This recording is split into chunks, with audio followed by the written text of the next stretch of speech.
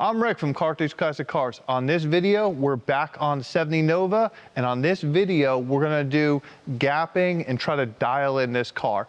If you see the other videos on this car, we basically have the body pretty much as close as we can get it with the different aftermarket panels we use. Most of this car is brand new sheet metal. Everything external is brand new sheet metal. So except the upper cowl panel, just because the aftermarket one did have a really bad arch to it. So talking with the owner, we did leave that is the only original panel on the whole external sheet metal on this car. So on this video, I'm gonna show you how I go about just kind of dialing everything in to get more of a show quality look. The owner of this car, he wants everything dialed in and really, I mean, I don't want to say perfect gaps, but close to it, that he doesn't want more of a factory style Nova. Obviously with the cowl hood, and if you see other videos on this car with the aftermarket suspension, the Detroit Speed front subframe, and all the coilovers all the way around, obviously we're not after an aftermarket look on this car itself. We do all kind of gapping in this shop for different owners. You know, some do want that factory gap,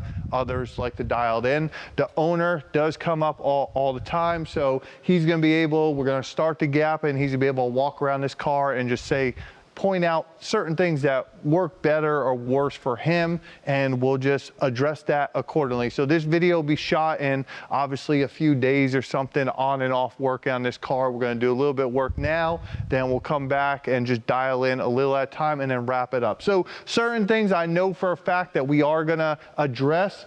These front fenders right here, they touch in the front, looking down the hood. The rest of the fender gap is really well. This fender right here was so bad, we actually had to slice it just to close the hood. And it's just on this front section where they both curve in. So things to plan on if you have these Nova parts that you're gonna have to deal with. A major issue, if you look at this hood, the fender lays straight.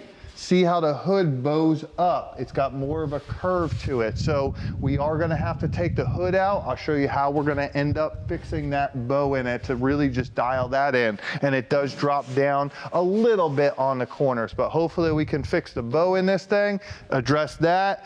Right here in the door gaps, they're pretty close, but we'll open that up just a little bit. And if you saw other videos, the doors now, what we ended up doing with the doors, we have the latches in the doors. So right now, latches are in the doors, brand new hinges, like I said, brand new quarters. So you could see the doors close very nice. The tops do not line up. So we're gonna have to address that.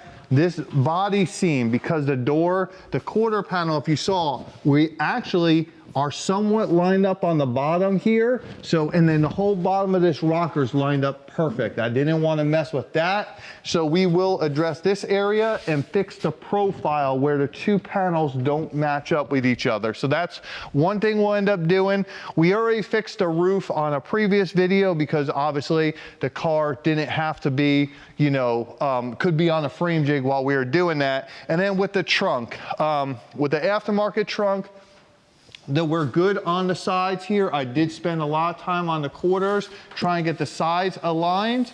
We will have to hammer this in a little bit more. This whole trunk was curved out. I'm exaggerating obviously, but it was sticking out a good ½ inch past the tail panel and not lining up. So I did start hammering it down. And if you see, look at the trunk profile, how it comes down, and right here it bows up in the back. You know, obviously it's a stamping issue on this trunk, so we'll have to sit there and we're gonna add some TIG rod and do that. On the other side, it's pretty much the same process with the door on this side. The gapping on the front fender, I'll show you, is touching on top, just the profile of the fender, and the door, the curvature doesn't match at all. And the door on the back, again, with the quarter needs to come up a little bit. So that's what we're gonna do on the gapping. You see the car is on the lift. I am gonna start on the trunk and work my way forward.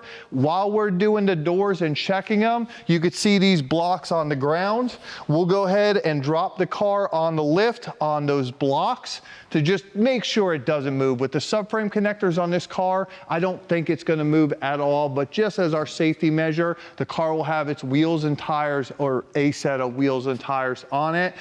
set on it just so the body doesn't have is at ride height. And then probably while I'm welding it to be more comfortable, we will lift the car up in the air. Also, if you didn't see while we were walking around, I did already braze the bottom of the quarter panels to the rocker seam. A lot of times, you know, the owner and I talked about that. You're gonna usually put seam sealer in there. And I know a lot of times water gets trapped up in there and does rust those areas out. Seam sealer does fail. With the brazing, I feel that's gonna be a permanent fix and something he wanted. So that was already done off camera. Same thing, it was lifted up in the air. I was able to TIG braze it at, you know, a higher, more comfortable level. Same thing with this, we'll adjust this car where I'm comfortable and I can TIG this trunk, and same thing with the doors and everything else, and then we'll lower it down and cut them out. You'll see the process.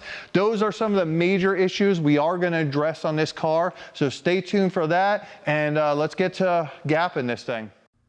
Stay tuned to the end of the video. We're going to do a complete walk around on this whole entire Nova, trying to detail everything that's been done to it, the quick journey along the process with some pictures on how it started, and we're going to go over all the gaps and everything that we did do on the video starting now. So what we're doing with this trunk, obviously we are trying to get everything straight. The main thing about gapping and making sure the trunk is straight is we need to make sure we have the trunk seal in the car. What these trunks want to do in the Nova is when you close them, they want to be tilt a little bit. You'll actually see on the final gapping video on this trunk at the end of this video, the trunk's a little bit crooked where it's a little bit lower on the passenger side than the driver's side. This is basically just because we did not put the trunk seal in knowing that everything already fit on the final install when we did the final epoxy. So you could see right here with the video being open, the trunk seal's in the car. I didn't glue it in. It's held in really good and everything is closing really nicely. So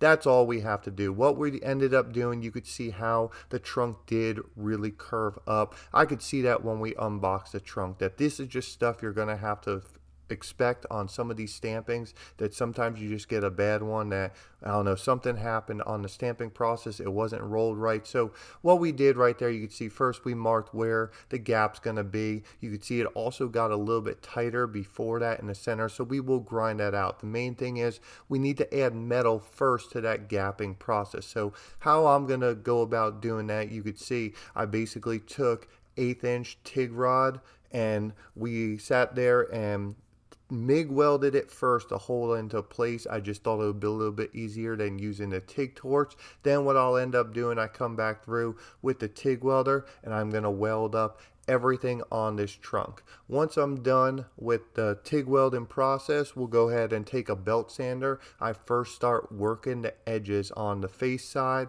and the bottom side, and I will say that TIG rod was welded on the bottom side too, just to make sure when you look at from either side when it's sanded down, you don't see any of, you know, the weld marks, or it doesn't look like it's been worked on. That's the idea, especially on Andy's parts that are going to be opened up and people are going to look on there. So the main thing was to obviously weld both sides of it. Then the idea now is to make sure we get the straight edge back in. What I'm doing with the tape first, I'm first just blending the trunk to the curvature just to make sure everything looks straight first. Then we'll come back through with the gapping tool and I'll come right around and we'll fine tune it with that gapping tool. Now the gapping tool I'm using are actually deck board spacers off Amazon, so they're to space out the deck boards when you're laying them down. You can look, they work really good. There are professional gapping tools out there that were really expensive. I go through these, I weld around them. We have like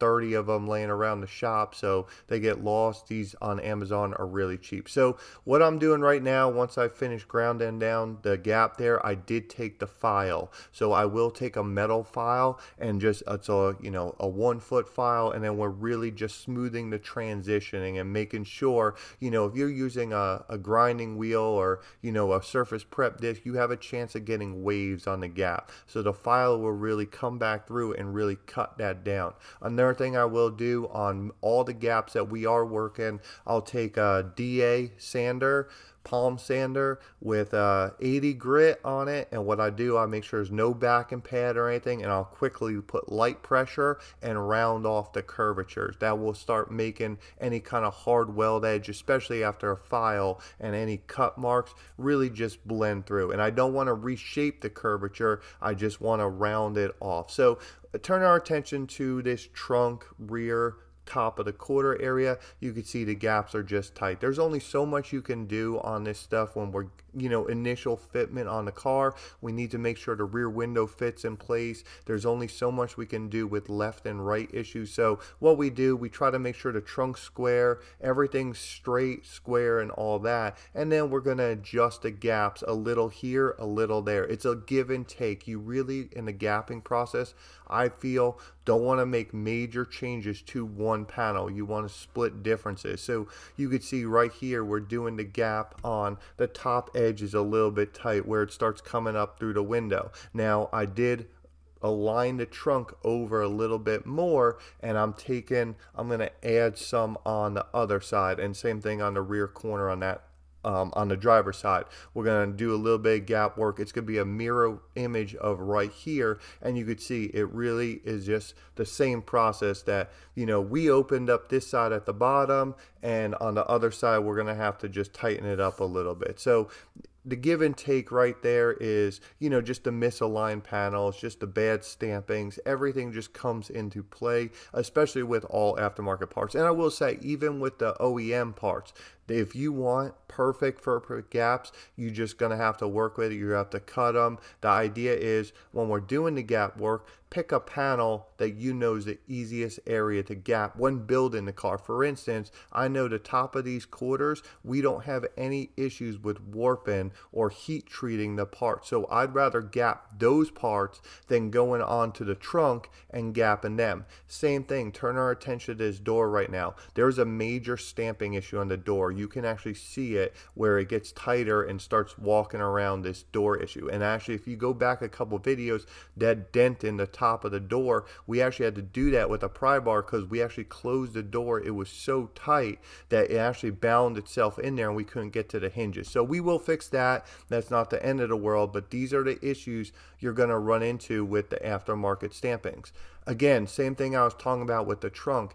It's a lot easier, I feel, at this point to be able to weld the seam of the door, grind the seam of the door. You're going to see we're going to actually pull the door off to weld the seam, and then we can hammer and dolly the door. So right now I am using the TIG welder. What we did is obviously as we cut into the door and ground back that seam, it split the hemmed edge, the rolled over edge on this door skin. So this would be like almost removing a door skin. So what we need to come back through, everywhere it's split, and we need to put the vice grips. And you saw I did TIG weld it this time just because I have that extra hand. And then we are going to just weld the leading edge with the TIG welder. Now, what's good about the TIG welder is it does not create a high build. I have control of the heat and the input on the filler rod. So really, I'm not building that edge back up. So the good thing about the TIG rod or the TIG welder is I can basically get the edge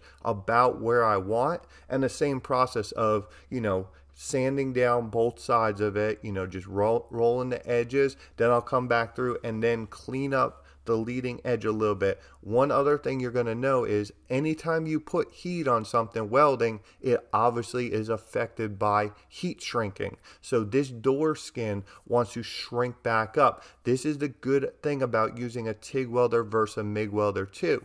You could sit there and hammer out the weld as it's a softer weld. So now that I just welded that whole area, we're going to pre-stretch it, or we're going to stretch it back actually, because we knew it shrunk. So before it goes on the car, we're going to stretch it back out. I'm going to take a straight edge on the back side, stretch it out, and then we're going to come through and just clean up the edge, knowing about where I wanted that weld mark, just to get some stuff where before it gets on the car.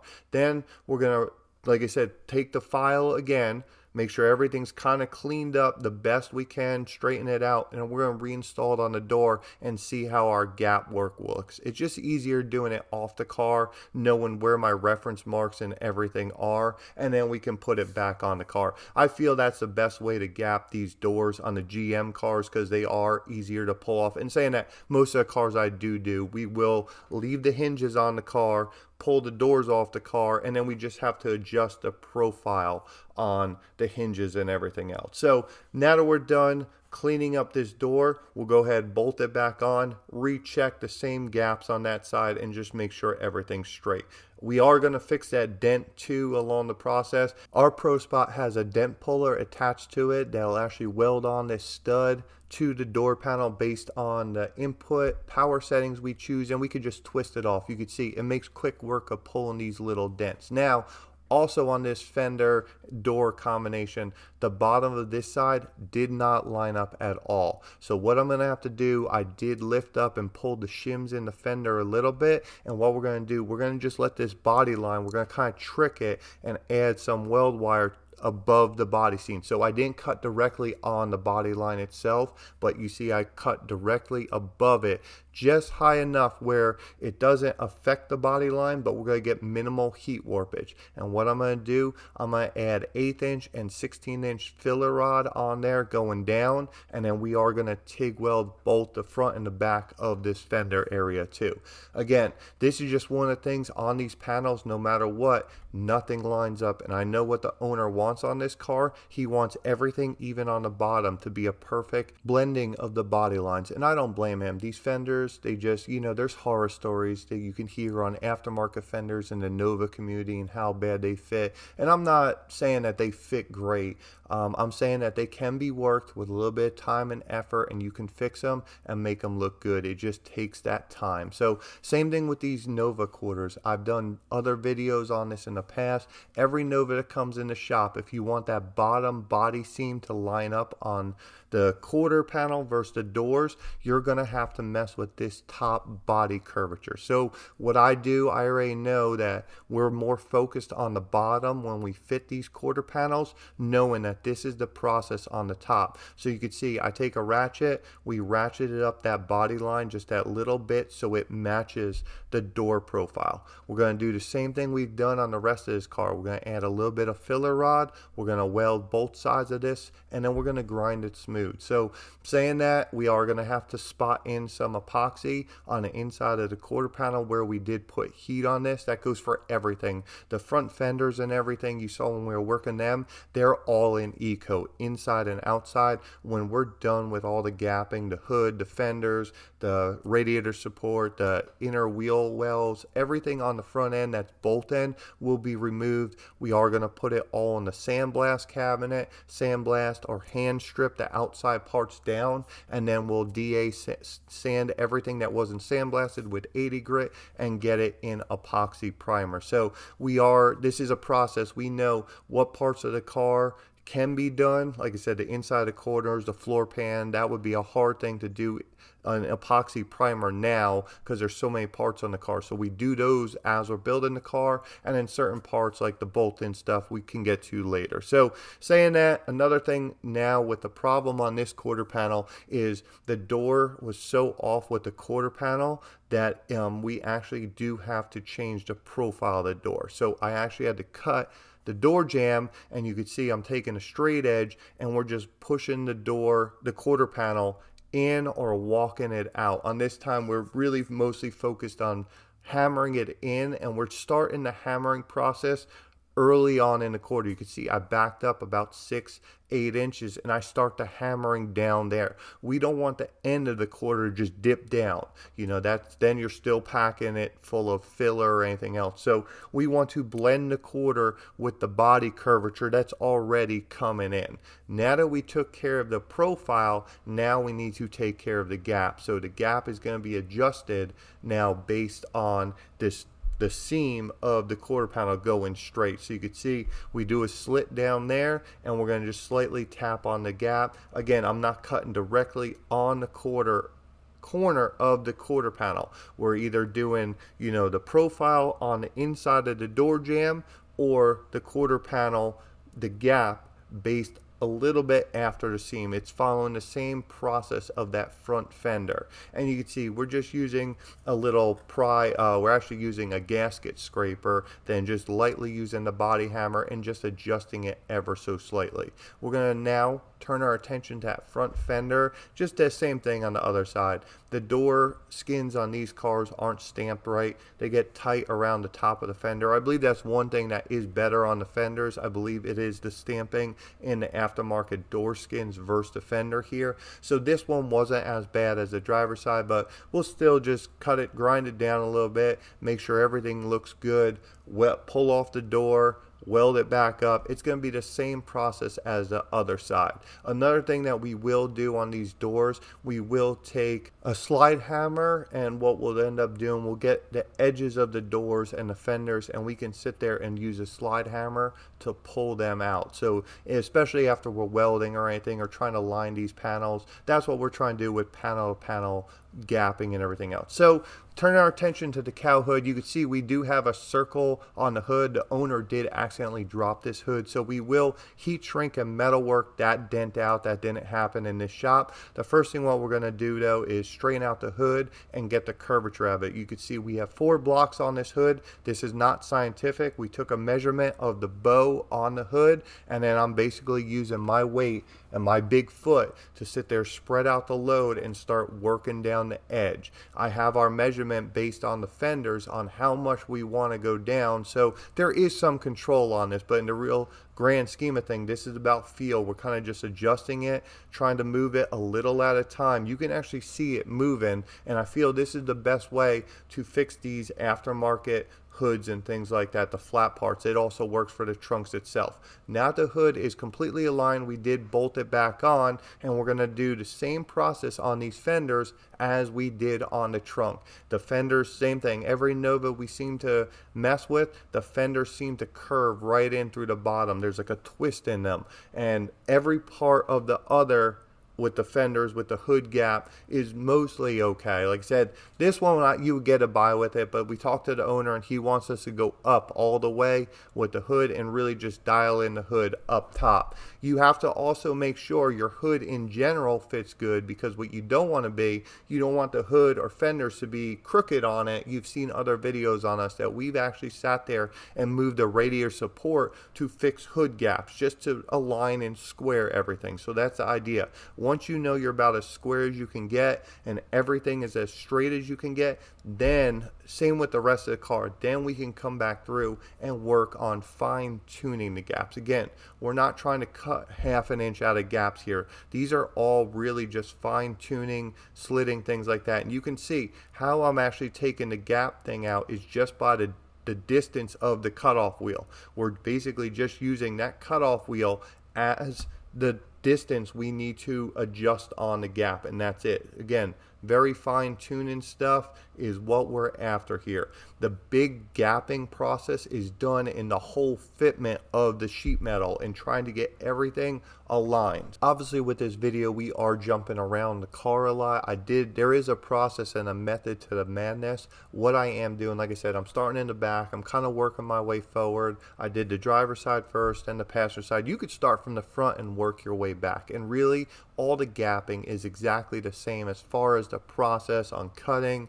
the welding. I will say you can MIG weld areas like the top of this fender and it's gonna work out okay. The reason we TIG weld everything on the gapping process is we know there's no pinholes. We can do a straight run for the most part. Obviously if we stop for filler rod or we dip the tungsten in the puddle, we have to stop. But realistically the weld is a continuous weld puddle that I could sit there and control and watch. We know there's no pinholes, so down the road, if you're putting filler on this car or we grind it down, there should be less chances from moisture coming through the backside and coming through the welds. I feel like a lot of times when you're MIG welding and other people, when we see work that's done coming through past areas on the shops, that's where most of the issues arise, are from the back sides of the weld. And a lot of time it's a pinhole from like a MIG weld because you can't run a continuous MIG weld on these panels. So turning our attention now on the front end, the front trim on these Novas fits really bad.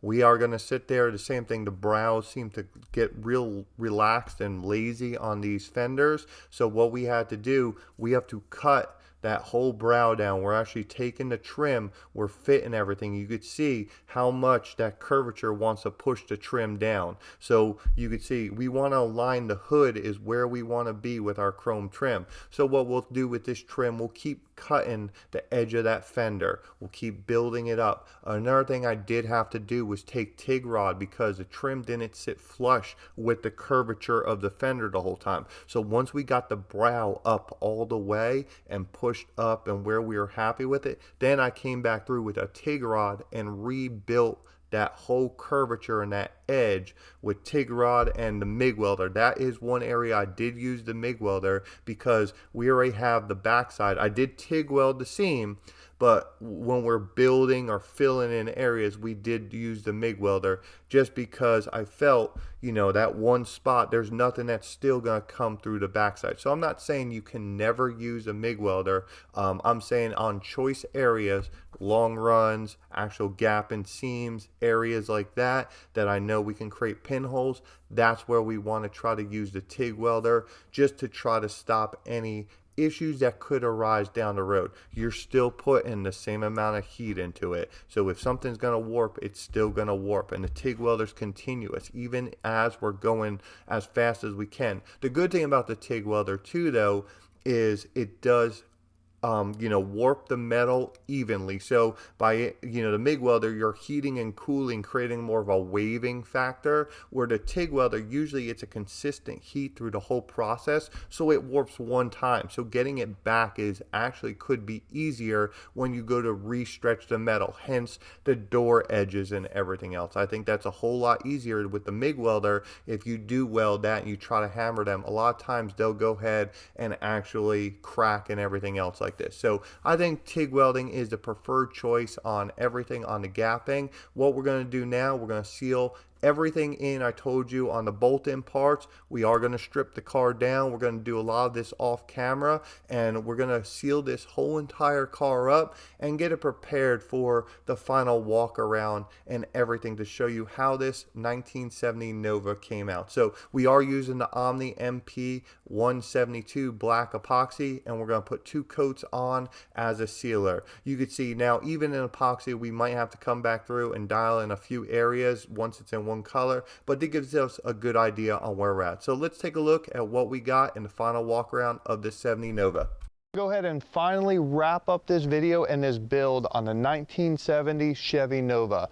Looking back on this car, it really has been in the shop longer than most cars we've seen in quite a while. Saying that, we have done a lot of work. If you remember too, we also waited about 4 months on the Detroit Speed front subframe. So really this car did sit for a little while, but I think it was well worth it. Looking at the car right now, we are, like I said earlier in the video, we are going to do a walk around wrap up. We did do a lot of work off camera to this Nova. I showed most of the gapping on this video, and saying that, the gapping is really fine tuned by the owner. We did spend a lot of time with him. We were lucky with this owner that he was local enough that he could drive here once every couple weeks and put his hands on the car, touch it, look at it. We were able to give him a marker and let him dial in the gaps exactly how he wants it. Everyone always tells us they want perfect, or some people say they don't care about gaps, but everyone's definition of that is completely different. So it's really nice when the owner is able to come out and actually physically look at this car. Also, the owner family owns a body shop for many decades right now, so I know this car is going to good hands. It's going to be finished out, and this thing is going to look top notch. And I really think that this car should be on the road before the beginning of next year, talking to the owner and some of his plans and everything. So let's go over what we did on this car, what we've done off camera on this car since, like I said, we started filming this video. It's been quite a bit of time, but there was also a bunch of work that was added. So as you could, with this car came in, it really needed everything. Pretty much all the external sheet metal on this car is brand new. I think everything on the external sheet metal except the upper cowl panel is brand new. We did go over that earlier. Really the whole floors, it had new frame rails in the car, brand new front subframe. We put Detroit Speed, we put the QuattroLink Detroit Speed front and rear suspension on this car. We've also put Detroit Speed subframe connectors, mini tubs in this car. Also, off camera, we did modify the rear seat for the car. You know, since the mini tubs were a lot wider, we had to cut down the rear seat. We added some support bracing in there on the areas we cut.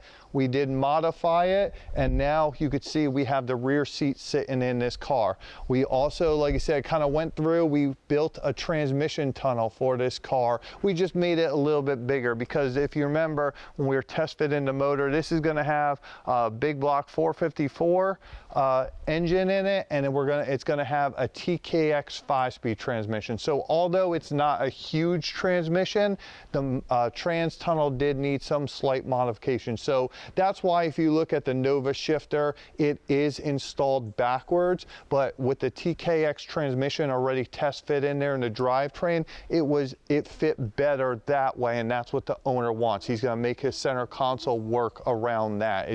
Everything worked better that way. And again, when we start getting to these aftermarket transmissions, everything, it just makes more sense because the transmission shifters over a little bit versus, you know, the Saginaw with the side linkages and everything else like this car would have come from the factory. We do have the engine and transmission already removed. The owner has taken that already home, and we finally did the final gapping, like the final assembly based off that. Also off camera on this car, the owner did request we put a full stainless steel 3-inch exhaust.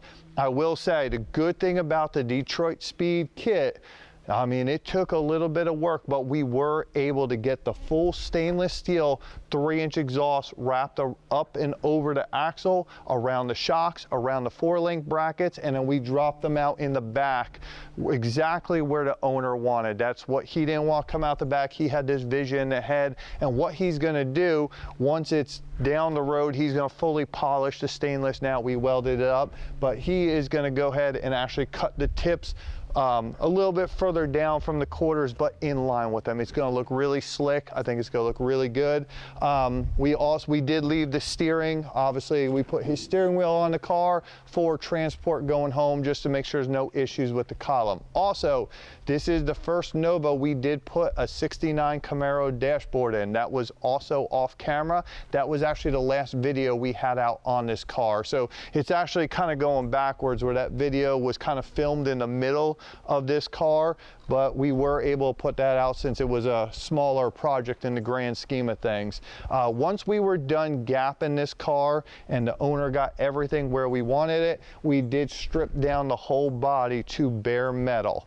Once we were in bare metal, we did go ahead and epoxy prime everything. And what you see now is the Nova in epoxy primer. We did do the final assembly with everything in epoxy primer separate on the bolt-on parts, just to make sure when the car goes to the bolt-in phase, there are no issues. We did have one issue on this door that we did have to pull the door back off, that it just, you know, on the frame jigs or on the lifts, when you're pulling and prying, everything goes on, you know, really good, and we're able to get the gap. But, you know, what we have to remember is in the paint and bodywork phase, what we're focusing on now, we don't want to be pulling too hard or do anything like that. So that's why we try to test fit them the final time before they leave, just to make sure if something isn't bending or moving right, we adjust the gaps based on that. So after the owner, you know, you don't want to put a pry bar or a ratchet strap on a painted part to try to yank it down. In epoxy primer, it doesn't matter. I also will say, walking around this car, we're going to show you everything going on, that the car has no filler on it. There are sand scratches, some slight grinding marks, and where we really work the edges. Saying that, this is how most of our cars go out. All these parts do not fit. We're very lucky to have the aftermarket stamping companies, or else this car would not have been able to be saved.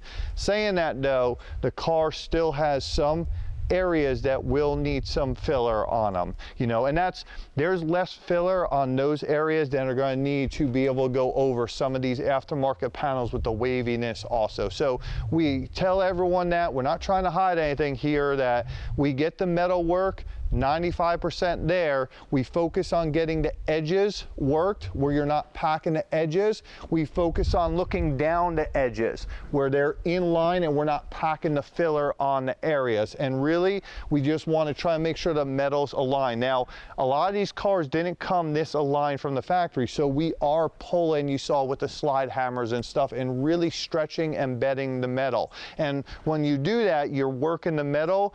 That's where you are going to need to fill in certain areas. But like I said, if we take our straight edge, looking at major body lines, everything's lined up where the body work should be minimal. And I don't like to send any cars out with any filler on it, because we want, one, we don't really want to hide the metal work. We want everyone that picks up this car to see exactly what they have, so when they take it to the body man, they know that this car's been bare metal and has 2 coats of epoxy primer acting as sealer just to stop the car from rusting, especially since a lot of these cars, you know how you go to paint and body shop jail, or some of these owners, unlike this owner who does have the body work phase already covered, but some of these cars will sit for quite a while the owners are figuring out their paint and body man. So right now, this car could sit out in the rain. Everything else is protected. I mean, obviously you really wouldn't want to, but this car could go down the road. You could wash it. Nothing's going to rust on this car. The only thing it doesn't have with the epoxy primer is long-term UV protection, and that's just based on the TDS and epoxy. Saying that, I've seen epoxy primer that we have up the shop on some personal projects that we, you know, just put on there, and they've been out 5 years in the sun every day, and it looks exactly just like this. But I always tell the owner, based on the directions, we don't, you know, it's not supposed to leave it out in the sun. We also test fit the bumpers on this car. The rear bumper we did have to slightly modify, but we got that looking really tight on there. Everything on the rear tail panel has also been gapped. The trunk, everything else, you saw a lot of that in the video. So we did dial in the bumpers and just fine tune them. They were a little off. Again, everything with these aftermarket parts we show you are slightly off. You know, the fenders, we had to weld them up. We also did test fit all the chrome trim on the front of this car. With these Novas, I mean, there's horror stories on how bad the aftermarket trim does fit the curvature and the fenders and everything else. And we really did have to hand build some of these corners, especially this one right here. So again, it's all metal built up on it. When we test fit the chrome trim now, everything fits really good across it. We did have the grille in this car, and same thing, the hood now. The hood opens, closes, the hinges, everything's been sandblasted down. The Detroit Speed front hydroform subframe kit, it looks awesome under this car. The motor's gonna look awesome. I can't wait to see this car when it's done. We put the shade firewall down because the owner's going with the vintage air kit. And like I said, everything up here is pretty much dialed in. We got our bumpers on. The hood closes nice. The gaps, looking around the front end, everything's aligned, centered, straight. Again, same thing looking around this side. Everything profiled really nice. This is a perfect example where we had to really build up this channel. It didn't really fit really well, and you can see we just have a couple scratch marks in this area, if you could see it on the camera, that we'll just have to just fine tune with some filler. But edge to edge, there's going to be no filler packed on this car. All the body lines are lined up, and like I said, from these Novas, they do not really line up, especially looking back here. We did fix this one. You can see we did have to heavily modify this one, but we did fix the profile of the door. We did weld on this really well. The doors also open and close with ease. The hinges are solid. They obviously need a little bit of oil on them, but in general, we had seals in the car. Everything opens, closes, they're solid. Like I said, the floors are all brand new. The brand new roof on it. I do glue the roofs on these cars. As you could see from doing that, it makes this roof a lot stronger than a factory Nova would have been. We do build up these channels on the cars. Again, this is all in the gapping and lead work. But that about wraps it up on this car. Like I said, the body lines, everything now look straight all the way around, looking at the bottom, and that's why we save the gapping for the end. If you see projects or other videos, and this one too, if you go back and watch previous videos on this car, as we're assembling the rear sheet metal and everything else, we leave the E-coat on the outside. We have stripped the inside E-coat just because obviously we can't strip the quarter panels once they're welded on the car, but we leave the outer E-coat on the car and we save that till after all the welding and everything is done on the car. That's because obviously if you're welding, you start burning the E-coat. And saying that, when I do come in there and spot, obviously we try to blast in or spray in here with the epoxy as good as we can anywhere we did weld. We do try to do that, and you know, we just do the best we can with that. Saying that, inside the trunk too, we'll do a quick walk around the Detroit Speed stuff, the closeouts with that stainless exhaust I told you about. That is the key on putting those trunk closeouts, those triangle pieces in there. That was the only way to just barely get the exhaust in there. Everything else on the back of this car is brand new as far as the trunk pan, the drop-offs, obviously the mini tub, wheel houses, tail panel, frame rails, everything. The same thing with underneath the car. Basically, if you look underneath the car, the only thing original on this car, and they were still somewhat questionable as far as there's a couple dents in them, is the rocker panel. So the rocker panels really were the only thing on this Nova that was kept, in some of the inner frame structure. So I think this is the way to build it when you're doing the pro touring look. Obviously the owner already he's going to put some big tires on this car. We've already test fit the tires he has. The wheels are on order.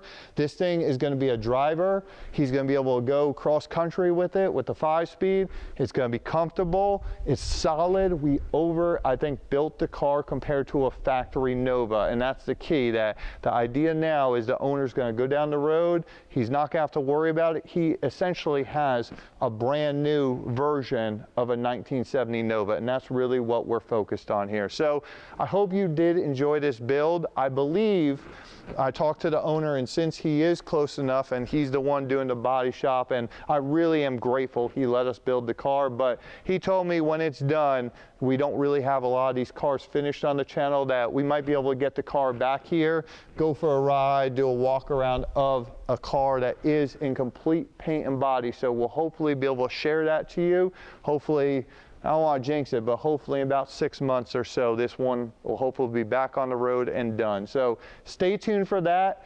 Please check out our Facebook page, Carthage Classic Cars, where we've posted on this car. We have our other projects where we show everything in the works and all that. Please like, comment, and subscribe to the YouTube channel. We're doing videos. Obviously, this one's wrapping up. We have another Nova that is following along that's done a little bit different of a plan with the drivetrain and suspension on that car. So stay tuned for that one. We're going to wrap up that video not shortly after this, and we got other cars in the shop. If you've seen the channel, we got plenty of Mopars. We got a bunch of GM cars. One day we are going to have a Ford on this channel, but again, I'm Rick from Carthage Classic Cars. Thanks for tuning in, and we'll see you on the next video and the next build.